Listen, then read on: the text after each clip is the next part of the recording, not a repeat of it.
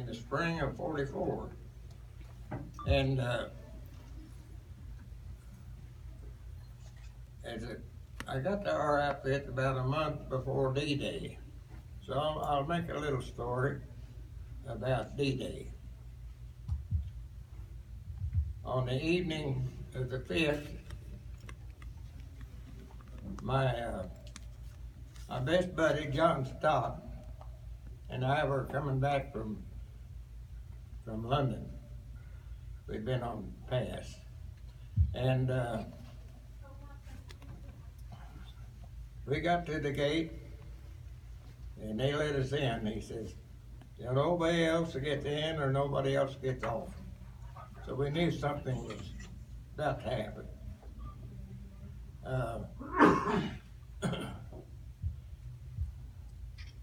That 10 o'clock, they had all of our pilots a steak and went to briefing. Then later on, we started taking off for the beachhead. Our job was to patrol the area down there to keep enemy planes from coming in. And we flew there for 6 hours and never saw a plane.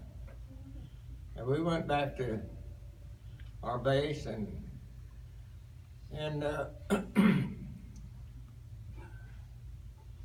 refueled and went back. And we went down south and east of the beachhead and patrolling down in that area.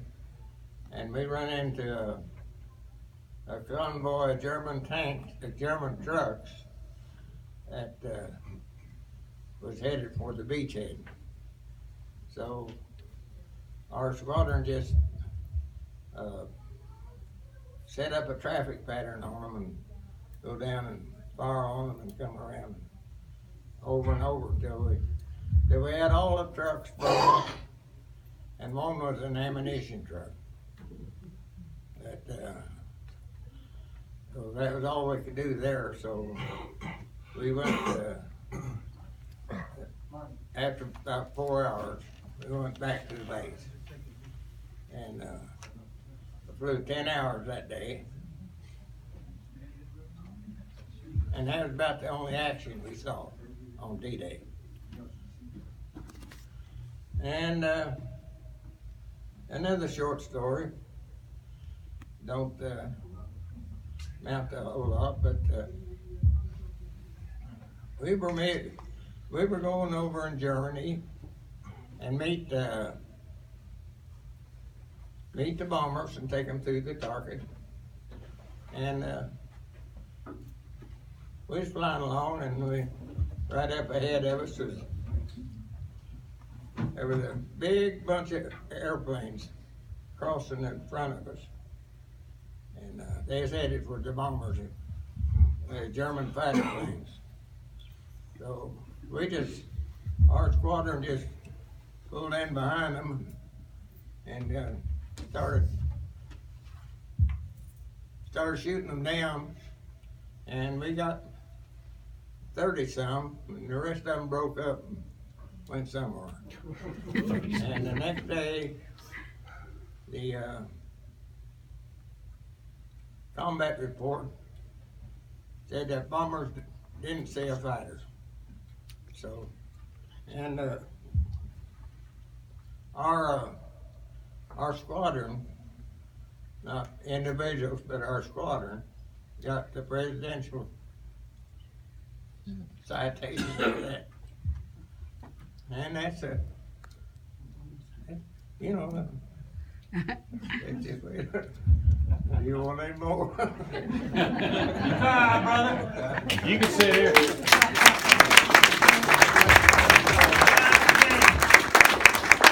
I think you could talk for about the next 3 hours, and we would be absolutely enthralled. Amen to that. Yeah. Well, I had to ask questions. You might tell about the time you got shot. Yeah, when the plane got Yeah. shot. About the plane getting shot. Well, Yeah. Yeah. Yeah. Yeah. well, that that was in September of '44. The Allies had made Air Force, air glider, and took these gliders over in Holland. And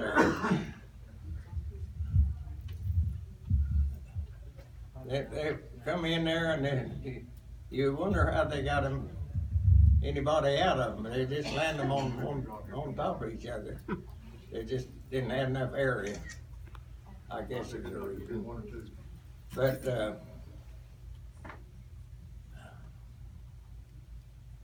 our job was the same thing there as it was in D-Day. It's go over and patrol, keep German planes from coming in on those boys. So we went over about 3 days, and the last time I went was we was patrolling. We was supposed to patrol at about 1,000 feet or so, and so we had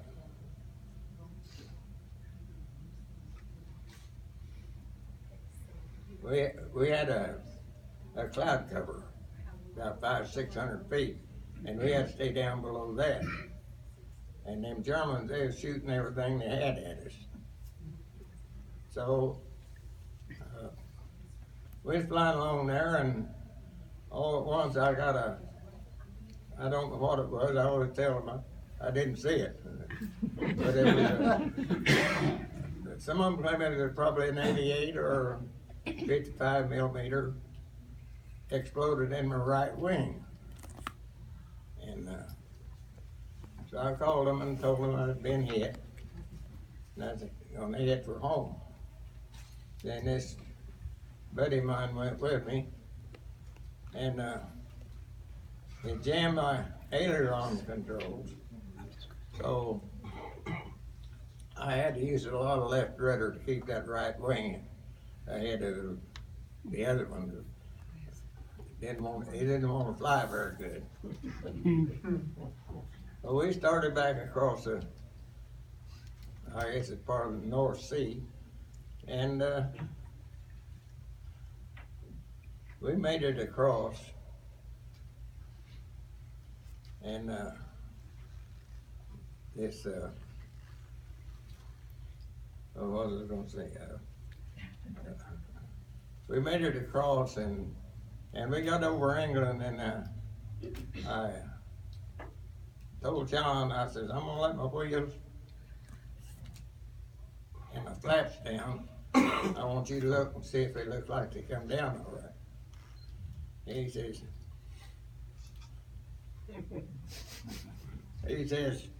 you gonna land that damn thing?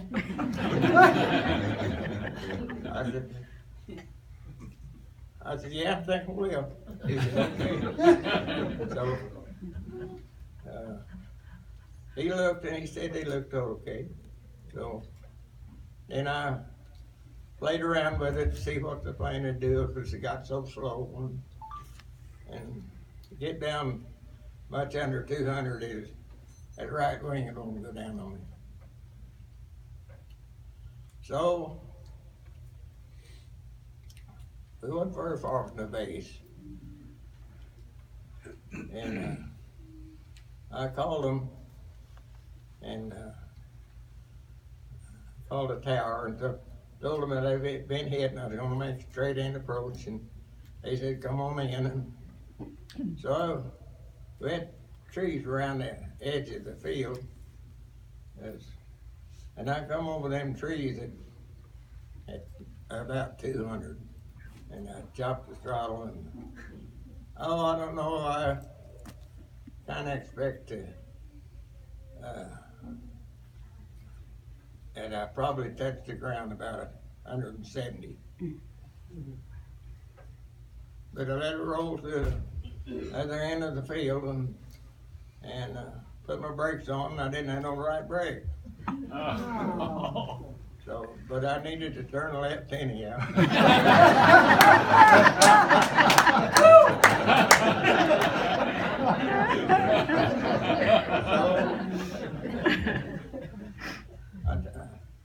I just turned it around and I taxied back to our parked it, and of course by then there was quite a few people around looking at it.